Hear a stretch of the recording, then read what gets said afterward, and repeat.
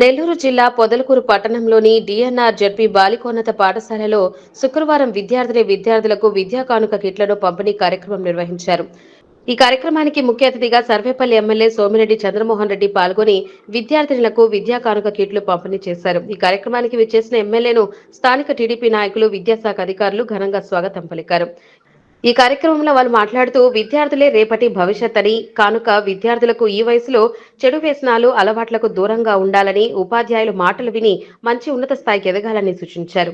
విద్యార్థుల భవిష్యత్తును ఆలోచించి ప్రభుత్వాలు ప్రతి సంవత్సరం వేల కోట్లు ఖర్చు చేస్తోందని తెలిపారు. ఈ కార్యక్రమంలో జిల్లా విద్యాశాఖ అధికారి, మండల స్థాయి అధికారులు, స్థానిక నాయకులు, కార్యకర్తలు భారీగా పాల్గొన్నారు.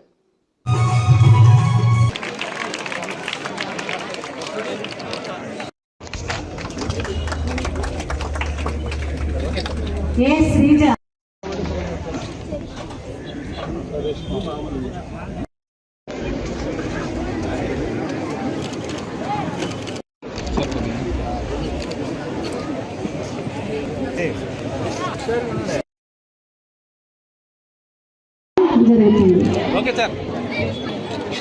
ఎవరు ఎమ్మెల్యే మంత్రి ఎవరు ఎమ్మెల్యేనా మంత్రి ఎవరో చెప్పండి, మా తెలియదు, పేరు తెలియదు. ఆయన ఏం చేస్తున్నాడు, మీరేం చేస్తున్నారు? షేర్ చేసుకుంటూ సంతోషం. ఇక్కడ 730 మంది విద్యార్థులు ఉన్నారు, స్టూడెంట్స్, 34 మంది టీచర్స్ ఉన్నారు. మీకోసం నా ఊరికి వెళ్ళా. హజరత్ కొడుకు సాఫ్ట్వేర్, ఎంత శాలరీ? 44 లక్షలు సంవత్సరానికి. అది రావాలంటే మోర్ దాన్ 100 acres కావాలి. 110 ఎకరాలు కావాలి యావరేజ్ ఇన్కమ్. మళ్ళీ ఒకసారి కరువు, ఒకసారి వాళ్ళు వస్తే అది కూడా రాదు, తెగులు వస్తే రాదు. కానీ ఉద్యోగస్తుడికి వస్తుంది. అంటే మీరు చదువుకొని కష్టపడి ఉద్యోగం చేస్తే మీ తల్లిదండ్రులకి పండుగ, మనం బాగా చూసుకోవచ్చు. 2-3 ఇళ్ళు కొంచెం బాగుంటాయి, రెనోవేట్ చేస్తున్నా, కొత్తగా కట్టుకున్నాం.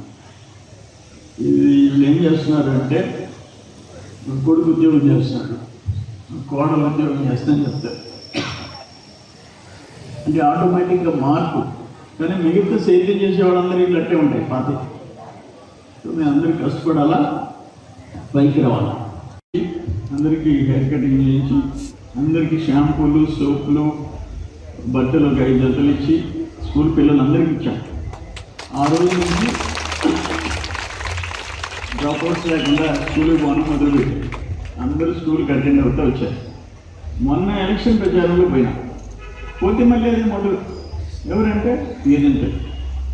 సో మనం అందరం సొసైటీ, మన ఊళ్ళల్లో ఉండే ప్రతి ఒక్కరి బాధ్యత ఏంటంటే, అత్యంత పేదరికంలో ఉండే కమ్యూనిటీ ఎవరంటే ఎస్టీస్, అత్యంత అమాయకులు ఎవరంటే గిరిజనులు, అత్యంత మోసపోయేవాళ్ళు ఎవరంటే గిరిజనులు, పిల్లల్ని స్కూల్కి పంపించుకుని ఉండేవాళ్ళు ఎవరంటే, చదువు లేకుండా ఉండే వాళ్ళలో ఎక్కువ శాతం ఎవరంటే గిరిజనులు.